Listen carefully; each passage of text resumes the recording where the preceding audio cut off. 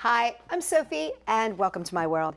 Today I have some quick tips for you about piñatas. Now look, I have been doing parties for literally 26 years and piñatas are always a big part of the parties. Not necessarily every party we do, but they are a big part of the party business. So one of the things I wanted to tell you about is, well, there's a couple things. Number one is safety. And of course everybody knows piñatas, crazy dangerous if you're not careful.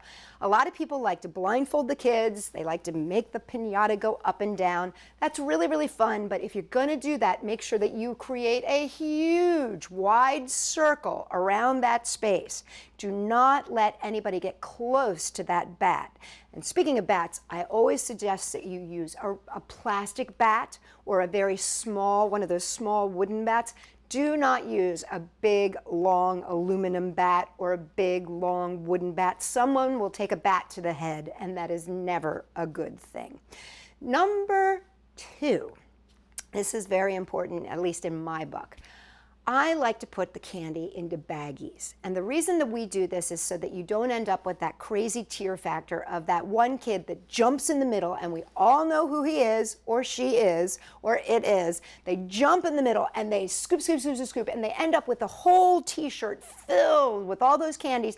Meanwhile, everybody else is on the outside crying because they didn't get their candies. It's like, ah! Nobody wants tears, especially if you are being paid to do a party at their party. Nobody wants to take it.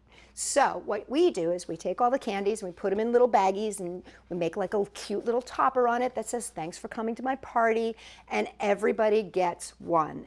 And that makes things so much easier. And we always, and this is important, make extra. So if we have 20 kids that are coming, we make 30 candy bags. That way, if there's a sibling that shows up, or if there's a kid who's about to head out and they need, to give their brother or sister or mother a candy bag, they can. Always make extra. And the other thing about piñatas is we like to put them at the very end.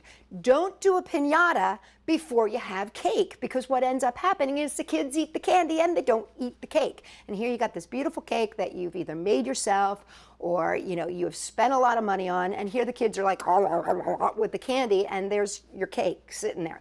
So always do the piñata as the very last thing. It's like the big wah, last hurrah. You know what I mean? It's awesome. So I would just suggest the other thing, and this is just me.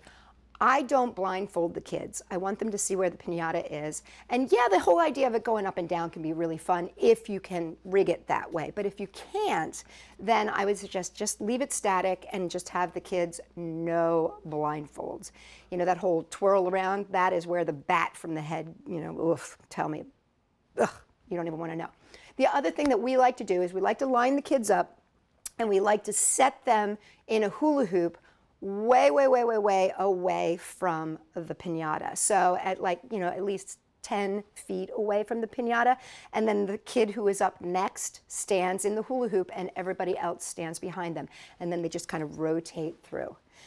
So those are my quick tips for piñatas. Oh, and there's one other thing.